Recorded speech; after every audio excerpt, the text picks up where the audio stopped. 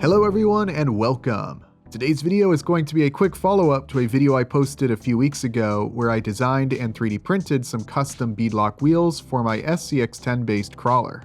The wheels looked great and held up well when I put them to the test at Beat the Creek, but I did have a few issues with the tires coming off the bead and even the wheels spinning inside the tire. Clearly I needed to revise the design a bit, which I did, and I showcased that process in a previous video.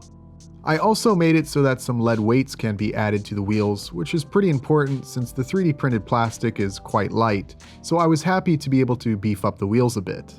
I was confident that these design changes were going to be a winner, but of course I can't declare victory until I've actually put the wheels to the test out on the trails, which this past weekend is exactly what I did.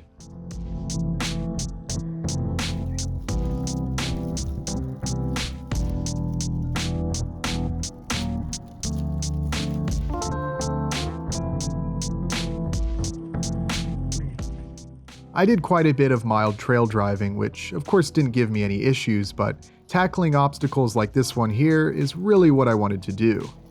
Lots more wheel spin and much more of a challenge, not just for the truck but also for those beadlock wheels. In fact, way more of a challenge as it took me a while to realize that the right rear wheel nut had come loose, so basically I only had 3-wheel drive. It took me way too long to figure out what the issue was, but yeah, way more of a challenge, but through all of this, I can't see any tire slipping, and the tires never came off the bead at any point during the day. I'm not surprised that the wheels seem to have a much tighter grip on those pit bull tires after those changes that I made, and even if there was to be any slipping, I think that the keyed inserts that I designed on the latest version would at the very least not let the tire spin very far. I'll of course continue to test on these wheels, but at this point I'm pretty confident in calling these a success, and I'm looking forward to making more similar designs in the future. It's always fun to be able to make your own parts, and I really enjoy the challenge of it as well. Of course, if you'd like to 3D print your own set of these wheels, the STL files can be found on Patreon, the link is below in the description. I have updated the design to include an optional insert piece that's round on the outside. You may remember I designed a version that had some flat sections going around the outside so I could position some lead weights that I had, but for those using a longer strip of weights such as these, it might work out nicer to just have a flat surface around the outside to stick them to, so that's an option now as well. It's a really cool rig. I've had a lot of fun hooning it around on the trails.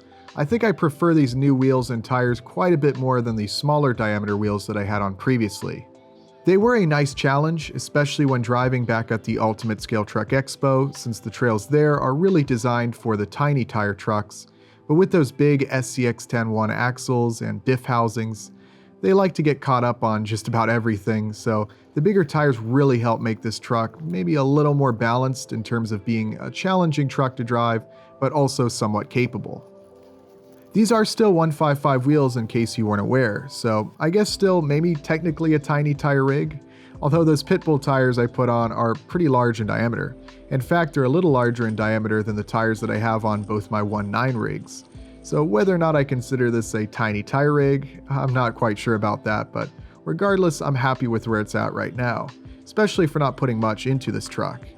As you may remember, this was the cheapest 10 scale ready-to-run crawler I could find for sale, and the tires were free from a giveaway at USTE. Wheels of course are homemade, so I'd say I'm doing alright. Now I think some inner fenders might be the next thing I add to this rig. While 3D printing seems logical, I thought it might be fun to go old school and make some Tupperware inner fenders to kind of keep with the cheap theme.